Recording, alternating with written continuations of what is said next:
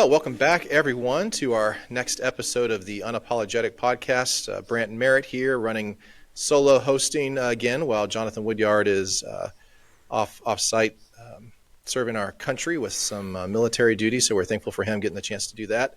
But I'm excited today to have a special guest on with us, Tyler Wilkins. And I'll let Tyler introduce himself. I've gotten to know him the last couple of years of being here at SBU, and he's a faithful fan and alumni of SBU. But yeah, Tyler, if you could do a quick intro on who you are, and we'll dive into some questions here. Yeah. Hey, thanks for having me on. And I really appreciate the offer. I've been really excited and looking forward to being with you today, Brandt. As you mentioned, my name's Tyler Wilkins. I'm currently a pastor in Kansas City. However, I'm a Missouri boy through and through. So born and raised in Missouri, and then did my undergrad at Southwest Baptist University. And I'm a proud alumni there, and I currently serve in Kansas City. My wife, Emily, and I, we've been married for 17 years now. Okay. And we have 3 kids. Eden is 13, Uriah is 11, and Renly Kate is 8 years old. And so we are kind of always keeping up with kids and activities and school and all those things, in addition to always running hard at the church and having a full schedule there. So I should know this. I feel like we probably talked about it. Did you guys meet at SBU? Not quite. No? Okay. She was in Kansas City while I was in Bolivar. Okay. But we did get married while I was a student. So my senior year, that December, we got married, and I moved her down after that. And so she finished. She was an SBU girl for one semester. Okay. While I was finishing school, and we were married. So I couldn't wait. I wanted to be married. Yeah. And I said, well, hey, I'll just marry you and move you down. She said, okay. And the Lord provided for us. And 17 years later, we're still here. So. Wow, that's awesome. Well, congrats on that. And you also are a current member of our Board of Trustees, which is how we've gotten connected the last few years as I serve on the cabinet. And you're also with our committee, which we'll probably get into later, the really boring details of how committee structures and Board of Trustees things are put together. But we do have committees that we all serve on, and get the privilege to serve on that with you. So it's been awesome getting to know you in that setting and have you on to talk. So I do like always to start with an icebreaker, and you being a KC guy, I'm going to put you in a little bit of a tough spot of making you pick your favorite barbecue spot in Kansas City, because there's many of them. There's the headliners, Gates and Joe's, and other ones. There's probably some like off the wall local ones that you know, but I don't know, what's your jam if you're getting barbecue in KC? Yeah. Well, you had me nervous for a minute. I thought you were going to ask me about the Chiefs, and so I'm glad we didn't go there. No, I'll be nice. Yeah. I appreciate that. You're graceful. Man, barbecue. So this is one of those topics that, man, you'll split a church up here over barbecue comments. Believe it. Yeah. And so, there you mentioned a couple, Gates would be more in that traditional category.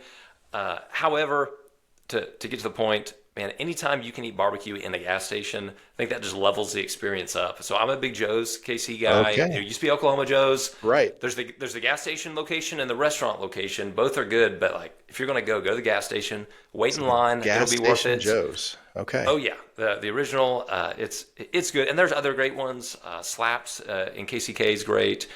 There's a lot of good ones. I will make a quick plug though. The men's ministry at our church got a pull behind smoker here recently, and they've been doing some. We've been smoking some barbecue this year, and that's been a great value add, as it should be to any church. Absolutely. Our he runs our mailroom, Larry, awesome member of the team here at SBU. He also works at our church, First Baptist, and so he's a barbecue guy, and so he's done some smoking for the church and some stuff for SBU in the past. When we did Welcome Week this last year, it wasn't barbecue, but he got a bunch of people together and they did burgers. We got a bunch of beef donated from a local community member, and he was running point on that. So yeah, it's a nice thing when you've got some people in the church that can cook some stuff for you. Oh yeah, that's great.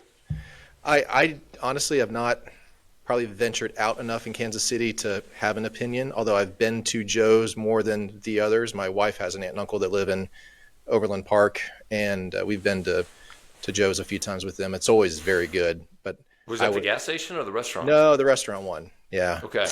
Yeah.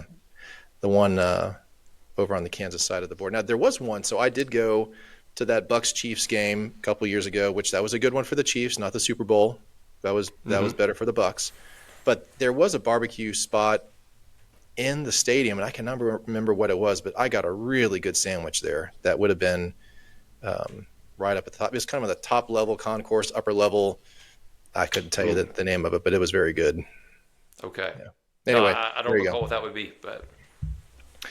All right. Well, now that we're hungry and talked about barbecue. Right. So you already mentioned having been an alum and being from Missouri, but what I would love to just spend a couple minutes on what brought you to SBU, what'd you do while you were here, what was part of kind of your story as a student, and then, as you were graduating, what were you jumping into right after school?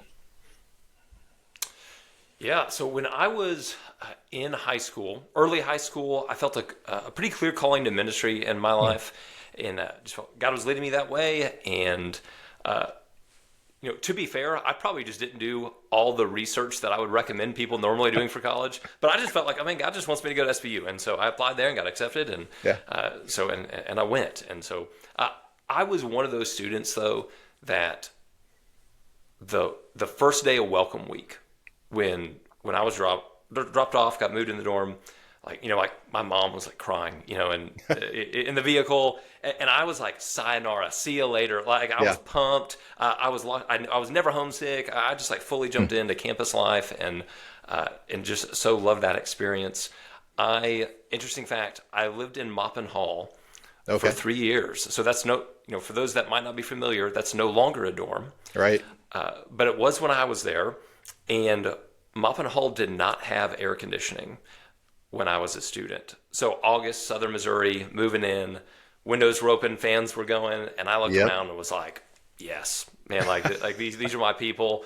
Like no one wore shoes in that dorm. It was too hot for that. And so a nice fresh smell when you walked in every time, I'm sure. And that would be. Oh, I can still smell it. So it was great. I love the friends I met there. And then I just kind of did a lot of everything. So I ended up working with student activities on campus. I was the student welcome week leader my senior year. And so really just was like fully hopped in, bought in, kind of always on campus, always busy doing things. And that's probably not always my personality type, but I just seemed to fit in really well at SBU. Like it was just a cool culture, a lot of faithful men and women who are Christians, and building relationships with one another. And when I look back on that experience, it's really just an amazingly positive experience. Made some of my lifelong friendships at SBU, and just really enjoyed my time there. So going in, knowing ministry was your path, and then did you waver at all when you got to SBU, or were you diving right in, going to Redford, doing all the courses and getting prepped? Did you kind of explore anything else? You just stick with ministry the whole way through? Yeah, I jumped right in Redford. So I did switch my major once. So, just being in high school, it's like, well, what does ministry mean? It's like, well, that obviously means youth ministry. And so SBU had a youth ministry degree then. And so I was like, well, I'll just do that. And then after my first year, really realized I just loved studying the Bible, and there was a biblical studies track, and I'm like, well, I can just take more Bible classes if I do that. And so I switched to that track and finished in biblical studies. I had classes in every building on campus like anyone else still, but really enjoyed those Redford classes and my biblical studies classes, and really I think just fell in love more with God's word through those classes. And I was like, man, if I can go to class and study the Bible book by book, then that's what I want to do. And really enjoyed that. I will say, you asked me if I ventured out. In addition to Redford classes, I'd say hey, my favorite class I took, SBU offered scuba diving. At that time. How did we do scuba diving? Did you know this? Okay, no. So it was in conjunction with a scuba shop out of Springfield. Okay. And we'd spend one day a week in the classroom, the other day in the pool on campus. And so I would go to class, throw on swimming trunks, throw on a scuba tank, and hang out at the bottom of the pool and doing activities and different things. Wow. And then for our certification dive, we went down to Table Rock Lake and did 2 days of diving. down at the lake to get our scuba certification. And so I've got a lifelong scuba certification. Awesome. Because of SBU. And so that was a lot of fun. My one scuba experience, even though I grew up in Florida, never did scuba in Florida. But we went to Australia. My mom, my dad, and my brother and I did like 2 weeks before my senior year of high school. And so we did the Great Barrier Reef for one day, and they literally would let you're riding the boat from, land out to the reef, and they would give you like, I don't know, a 20-minute demo on scuba, and then they'd hook you up and you'd go we went scuba diving in the Great Barrier Reef with no training other than just sitting in a little class on the boat on the way out. And that was pretty cool. My brother and I did that one. That was pretty memorable. But, man, that's neat. Do they have like an air tube that went all the way to the surface, or did you have a tank on your back? No, I had a tank. Yeah. Really? I mean, it was a tank with, we had masks and they provided the suits and the flippers, everything else. And we were probably, I don't know, we might have been 20 feet down at one point. I mean, it was, legit diving. Yeah. Well, I bet that looked a little different than Table Rock did. Yeah. Yeah. I haven't seen the bottom of Table Rock Lake, but I could definitely see the bottom of the ocean. That was pretty cool. Man, that's amazing. So after scuba and after Redford, knowing ministry was what you wanted to do, I'm assuming seminary was next, getting ready to work into a church. So what did the path look like for you to get to now Fellowship KC and leading the church that you have now? Yeah, so graduated SBU in 2009, and God took my wife and I back to Kansas City. We thought we were going somewhere else, and he took us to Kansas City and began taking classes at Midwestern Baptist Theological Seminary. At that time, similar, they had a strong language program at the time, and I said, man, I'm not a language guy, but if I can study the Bible even deeper in Greek and Hebrew, then sign me up for that. And so did that. But during then, and I don't know if you and I have discussed this or not, but I worked in a manufacturing industry for about 10 years during that time period. No, we haven't talked about that. Yeah.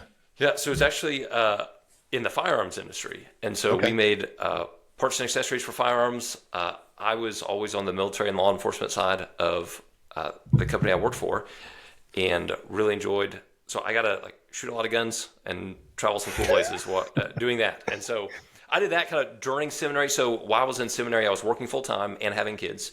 And so I was taking classes over lunch break in the evenings, very much a non-traditional student at that point. But during that season, and I spent about 10 years working in a largely non-Christian environment with a lot of salty guys, a lot of guys from our veterans community that grew to be very dear friends of mine. And the Lord just really used that time of my life. I had never not been in a very Christian context before that time. And so for me to grow up in a Christian home, go to Southwest Baptist University, and then go work in a secular manufacturing space for a decade, I think was really helpful for me. And the Lord just used that in a lot of ways to give me some good life experience outside of the church and develop some really good relationships with some dear friends during that season. But it was during that season that I was also being trained in the local church for pastoral ministry. So that wasn't a break for me from ministry, but really part of that training ground God used in my life for ministry. And so I went through that season. I graduated from seminary. And after I graduated seminary, I still spent about 4 to 5 years working where I was not employed by a church, but was training for pastoral ministry within the church. And so part of my story is really kind of a father in ministry to me is a man who whose name is Wesley Vance. Yeah. And so Dr. Vance serves, he's the current president of the Missouri Baptist Convention and the executive pastor at Crossway Baptist down in Springfield by you all. So he was actually the founding pastor of Fellowship Kansas City and really took me underneath his wing and was training me in pastoral ministry. I was very much in kind of a pastoral intern role without the title of a pastoral intern at that time. And so kind of went everywhere he did, tried to do everything he did, and had a really good developmental season then. In 2019, I was offered a full-time position at our church, Fellowship Kansas City.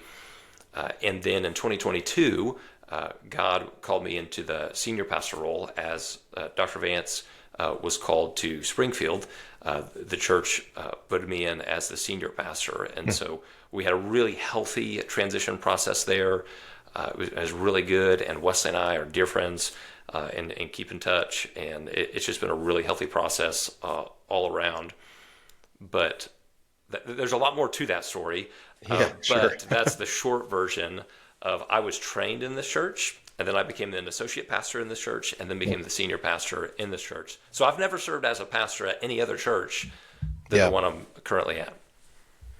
So I would imagine, with that context, one of the things I wanted to ask you about is you've got a pretty robust, intentional fellows program that you've built within the church. And is that kind of an offshoot of what you were able to experience under Wesley Vance, and you're trying to pass that down? So could you maybe describe what the program is, and is it maybe that heart that you have of what you were given, you're trying to give to the next group of guys? Yeah, absolutely. So our church, Fellowship Kansas City, has a pastoral fellow program, and really what that is a heavy internship program where we take most of our guys, our seminary students who are sensing a call to pastoral ministry in their life, and we give them 10 hours a week at the church. And we are trying in the 3 to 4 years we have those guys to make them the most equipped for pastoral ministry as we can, knowing that the classroom is great and everyone needs a classroom, but you also need real life experience in the context of a local church while you're in seminary training for ministry. And that program, its creator was Wesley Vance. And so he created that program. I was probably prior to that program existing, but really kind of after me. He started that program, and I've continued that on and really enjoy that. Convictionally, we get asked a lot, well, why do we do that? Convictionally, I believe that the Bible calls churches to raise up and develop pastors. So just like we would say, churches plant churches, also say, well, churches raise up pastors. The seminaries are and universities are helpful tools, necessary tools along that process. But we see in places, such as 2 Timothy, Apostle Paul calls Timothy to raise up men and raise them up to teach and preach God's word and be leaders in the church. And we want to be a church that does that and does that well. And so our guys, they'll spend the ideals for them to spend 3 to 4 years with us while they're in seminary. And occasionally we'll get to retain a guy with us. However, most of those guys, upon graduation or shortly after, we're helping them get placed in ministry roles around the country, really. And so we're trying to train them up, send them off, and again, our goal is to make them as hireable as they can be upon graduating. But really what we mean by that is the most ready and equipped for pastoral ministry. So we'll have them preach, they're practice preaching during the week in front of empty rooms and cameras, and we're grading their sermons. They're going on hospital visits. We try to take them everywhere I would go, try to take a fellow or two with me when that makes sense. But we also give them leadership responsibilities and roles within the church. And so we want them leading people and teams and getting that experience. And we're right alongside of them doing that along the way and trying to get them ready to send them out. That's like you said, that's the biblical model. It's fantastic to see whenever we are able to cross paths at Missouri Baptist Convention or Southern Baptist Convention annual meeting, to your point, just to affirm what you're saying, you've got some of those guys with you for them to experience, not just local church operation, pastoring, preaching, but also, hey, corporately, this is what we're part of. This is part of being a pastor within the Southern Baptist Convention, the Missouri Baptist Convention. So I do think it's neat, and just to affirm you in that you really are trying to give them the breadth of experience of what it's like to participate in the whole life of the church and within the denomination too. Yeah, they come to the Missouri Baptist Convention whether they want to or not. That's part of it. And a group came to SBU with me last year and got to visit campus. And Dr. Melson was very hospitable to the guys while they were there, and it was a great experience. But I'll also add this, if I can here. Yeah. We have that conviction not just regarding future pastors, but all Christians.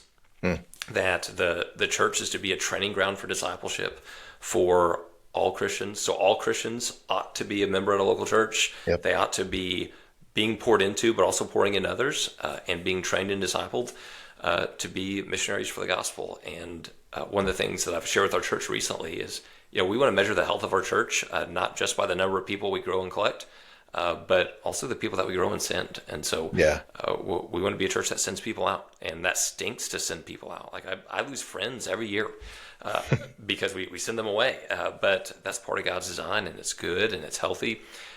And we don't do that perfectly, but we're trying to do that better each season. Yeah. And I think that's God's plan for the church, is to train men, women, and children up alike and send them out as missionaries, as leaders, as servants in their communities, which I also know is a heartbeat, a lot of what y'all are trying to accomplish at SBU as well. Yeah, I mean, we talk a lot about shaping, certain kinds of people. We want our students to graduate as certain kinds of people, and shaping is kind of another word for discipleship. I mean, it's the same process of wanting them to be exposed to truth and have opportunities to serve and understand their gifts. But, very few of the students who graduate from SBU, and, every year we hire a few that are going to join our admissions staff or join the Res Life team or have opportunities to stay. But the vast majority, they're being sent out across the country. And, we want them to be a certain kind of person that's going to impact where they go. So yeah, absolutely. It's the heart. Well, at the same time, knowing, and we say this all the time from Dr. Melson through all of us in leadership, we know we're not the church, so we also want to direct students to local churches to experience what you're talking about there, and for them to understand that, that they are going to leave SBU at some point, and the place where they're going to be discipled is going to be their church. So to kind of get them in that habit already before they graduate is absolutely part of what we're trying to do. And I think that's such a great luxury that a university like SBU has, is being a Christ-centered university. I'm trying to not work in the mission statement unnecessarily.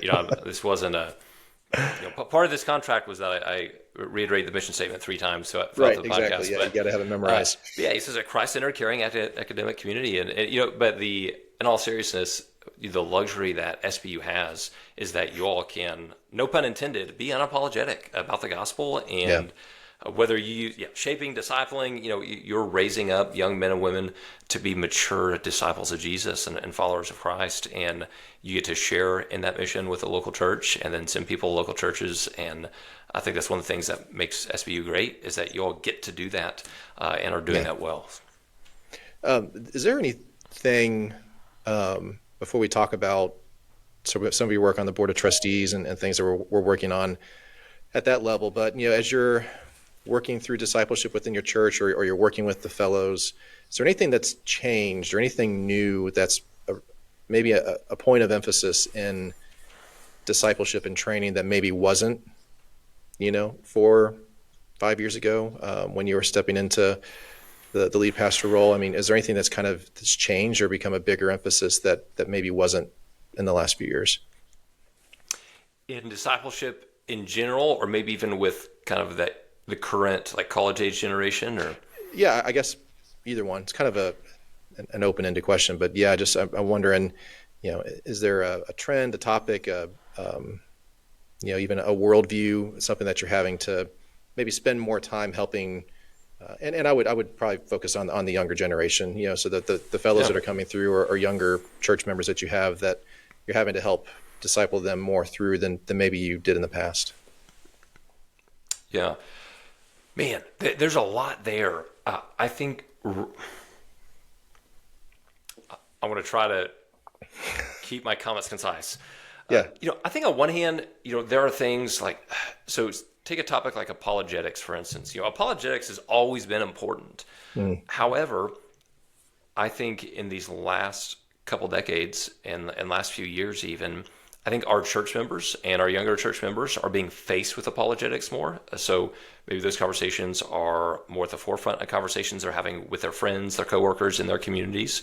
Is on the apologetic side of the faith, which is, man, I think an excellent opportunity for Christians to be sharpening the tools in their tool belt, if you will, regarding the defense of Christianity and why you can be confident in things like the resurrection of Jesus, the existence of God, the reliability, sufficiency, and accuracy of the scriptures we have today, and among many things. And so I think that's becoming increasingly more pressing upon this current generation, which I think is an opportunity for the church to sharpen themselves there. The other big thing I'm seeing is this. I think across the board, on one hand, our culture is becoming less churched and less familiar with the Christian gospel. And what I mean by that is I'm meeting more and more young people who don't know who Jesus is, who can't articulate the gospel or have never heard. This happened like last week. I was talking to a young individual, and it just something came up in conversation, and they said, "Hey, someone said something about someone in the Bible being named Noah. Like, who's Noah?" And I'm like, like Noah in the ark, and they're like, "We've never heard of that." And I'm like, "No way! I thought everyone knew about like Jonah the whale, Noah the ark. Those kind of big Bible stories." And I don't mean that. I'm smiling not because it's funny, but like there's just I think we need to be real and recognize that. We have a culture that's less churched and less familiar with the gospel and the scriptures than the culture at large was 30 years ago, right? And we're trending that direction. However, at the same time, one of the things I'm recognizing is that I think the current generation around us, so take high school, college, early 30s, young professionals group, that generation, I think, is more and more craving something that's very real. And so what I mean is I think less young people are being satisfied or find joy in more seeker-sensitive churches or gospel-light churches. And more are craving. They said, no, man, like, I want to talk apologetics. Like, I want to talk about the knowability of God. And I want to talk about soteriology and the doctrines of salvation. And I want to be taught the Bible, and I want to dive deep. And I don't want to do something surface level, but I want to go deep in the scriptures. I want to know God as much as I can. And I want a real, tangible experience with God. I don't want to just sprinkle Jesus on top of my life right now. Like I want to be a follower of Jesus. And that excites me. I see that. I'm like, man, we've got a younger generation right now, a bunch of college students, and they're not slouches. They're not satisfied with surface level things, but they want to be called up to something that's real, and they want to follow the real Jesus. And that just excites me. Yeah, and we see that with our students too. And I think the challenge that from anything that I read to even what I talk about with our students is trying to help them make that connection and seek that depth of meaning and understand that it can't happen at an individual level, right? It has to be part of a body, within the church, within a corporate experience. Because I think that's the other, maybe the headwind we face with it is, Christians corporately, the church corporately, in an age that's so polarized, you get labeled, boxed in a corner, and so people would think, okay, I don't want to be part of that group or part of that building, and I don't want to have a label on me, and I can go pursue this on my own. And I think we both know that that's more privately, and I think we both know that that's insufficient. Like you can't be a Lone Ranger Christian. You got to be part of a church. I think that's the church has a real opportunity to lean into this desire that younger people are having to seek that and to make it known that we are the place where that needs to happen, where it can happen. just be a place that's open to doing that. And I'd want to encourage churches there, or is it Christians in general, if you're serving in the context of a local church and you ever think to yourself, man, like, we want to teach people the Bible, but we just don't know if our people can handle that. So we'll kind of give a light version. I'm like, man, I want to encourage you all to, like, hey, your people can handle it. Like, you can call, like, people don't want to be called down to something. People don't want to be mediocre. Like, people want to be called up to something. And I just encourage, pastors, Christians, churches in general, man, like, give your people the word, like, that they can handle it.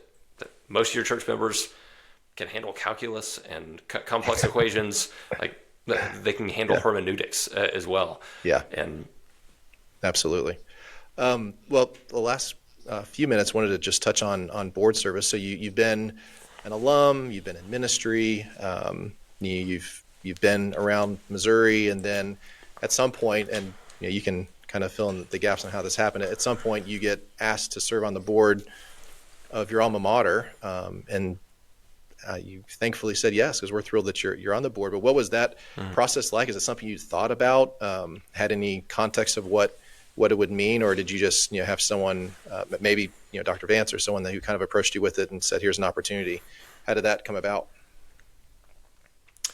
Yeah, so I'll be honest and say, like, some years ago, I had no clue what the Board of Trustees did. Like, I think I know what a board does. They're in a boardroom, but for me, so I graduated in 2009, and then if people are listening or are familiar with kind of the history of SBU, as you get into the late teens there, leading up to 2020, I'll borrow some of Dr. Melson's language. He said, hey, we get into 2020. He came in on the heels of COVID and controversy, to borrow from him. And in those late teens, there was, some SBU just went through a couple rough seasons. Yeah. And it was really through there that my awareness grew. Like, hey, and I knew, being an alumni and having friends there, I was somewhat aware of what was going on, and I just had a heart for SBU. I was like, man, I want SBU to be healthy and good, and if there's a way for me to part of that, if I can be of help and there's a spot for me to help, then I'd love to. And so I actually went to the Missouri Baptist Convention website and filled out some form somewhere and said, hey, can I be there's a form for that. So if anyone's listening and you want to serve at any other entity, whether that's SBU or another Missouri Baptist entity in the state, you can go to the Missouri Baptist Convention website, you can fill out a form, you can select the different entities that you'd be interested in, and that gets your name in a queue. And so that was kind of the beginning of that process for me, and it probably took a couple years. So I think at that time, a lot of people wanted to be trustees at SBU, and some of those were good, and maybe others, their intentions weren't quite the same.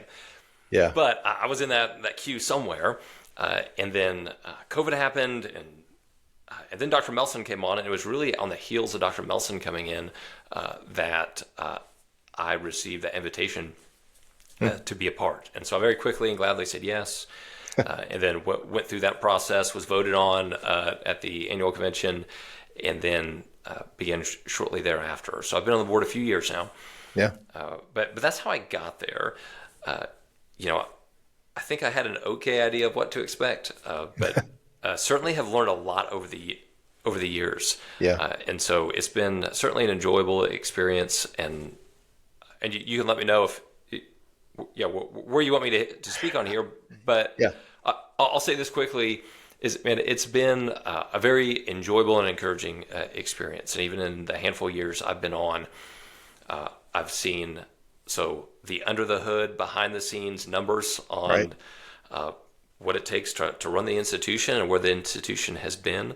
And it's been really sweet to see the Lord work through everything going on at SBU to, I think, strengthen the university and bring further health and momentum and vision and direction to the university. And a lot of that's been through, I'll certainly brag on Dr. Melson. Like, man, I think he's the right man for the job, and I so value him and appreciate him. But even men such as yourself, Brandt, and Dr. Woodyard, I get to sit in a subcommittee room with you and Dr. Woodyard each meeting, and enjoy that's always a lot of fun. Enjoy those meetings.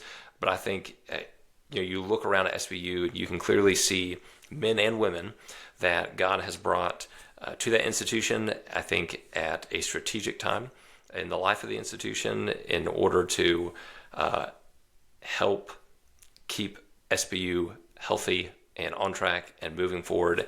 And it's been really encouraging, even this last year, to see the growth in health at the institution and what a strong future at SBU looks like because of how faithful the Lord is as he's been working there. So that's kind of high level. I don't know if I hit on what you were looking for, but I don't know that there's a whole lot more to get into with it. I mean, if anyone served on a nonprofit board, which I've been on many over the years, and in church leadership, they all may have different ways that and expectations that they put on a board member. But if you're in higher education in particular, we have a lot of sort of even above the board. There's oversight from federal government, state government, accreditors, which our accreditor is HLC, and so all of those organizations have expectations that they put on the board beyond just what you would have at the local nonprofit of making sure that the finances are healthy and making sure you're providing vision and direction with it. So I just wanted to give a extra bit of appreciation for I think our current board is a great mix of folks from different backgrounds who have a heart for SBU and who also are willing to take on that level of responsibility. To your point of learning new things, I would imagine part of that is realizing like, oh, okay, like there's like real decisions that we have to make, but then there's also the way shared governance and structures work. Like there's a lot of stuff that just Dr. Melson and us have to run, and then faculty have to run. So it's really this sort of shared experience, but the board is a critical part of it. And so having good people with good intention, to your point, on the board is so important. And I've just been encouraged walking in and seeing so much of that on our board, that we have. You serve with a lot of really great people on the current board. That's right. It's always encouraging because I feel like a smaller person in the room. You walk in like, oh man, there's a lot of studs around here. That's like I like to be in rooms like that. Surround yourself with people who are better than you are and are gifted in ways you aren't, and that's always a good room to be in. So. Yeah, and I think it's just neat for, I'm not an SBU alum. I came from Florida and don't have a lot of roots or history here beyond these past 3 years. But to have so many people on the board like yourself who are alumni and who it's not just a general desire to serve a Christian higher ed institution. Like you have a very specific heart for wanting SBU to do well, and that serves us well. To have people that are going to have that level of commitment on the board as well. Yeah. Well, I appreciate that. It's very kind, and likewise, man, it's a joy to serve with folks like y'all, and again, Dr. Woodyard and many others who are at SBU. So it's a special place, has a special place in my heart, and always enjoy getting to come back and see what God's doing there. Yeah. And we have a fun committee. We get to have, enrollment updates. Darren Crowder is with us talking about regional campuses. Clark Shihai, we get to talk about all the sports teams. We are like the kind of the island of misfit toys of committees. They put all of us in one room. It's always the best place to be, in my opinion. I know. Yeah. We try to cover. I think last board meeting, we convinced y'all to let us go move part of our meeting to the new baseball dugout. Yes. And so, being with Coach Shihai, being in there, we're like, hey, Coach, you take us around the ball field. He's like, yeah, it's great. We'll try to get more scenes. I'll put in some more requests there. If we can get cafeteria, weight room, some of those things, we spend some of our time there, then that'll be great. Awesome. Well, we'll work on that for the next one. All right. Well, Tyler, thank you again so much for joining me. I say us, expecting like Jonathan's here on this one, but thanks for joining me. And again, for all the work that you do for SBU and not just showing up on board meetings, but just knowing that you're out there telling our story, praying for us. So really appreciate that. And we continue to be excited to see all that's happening with Fellowship KC and your ministry up there. Yeah. Hey, thank you so much. And likewise, man, we appreciate you all, and it's a joy to get to be a part and, get to, in some sense, be a part of the team and, again, see what God's doing there. So thank you for you and everyone else there serving faithfully at SBU, and we're excited to see what God has in store in the future. Awesome. Well, thanks to Tyler Wilkins for joining us on this one today, and we'll have some more exciting episodes. We're working on, I'm working on some episodes on healthcare in Southwest Missouri. So we're going to have some of our strong healthcare providers and the different things that they're seeing in the workforce, and we train a ton of health professionals out of SBU, so a lot of neat things happening there. But yeah, good topics and good episodes to come in the future, and thank you, everyone, as always, for listening.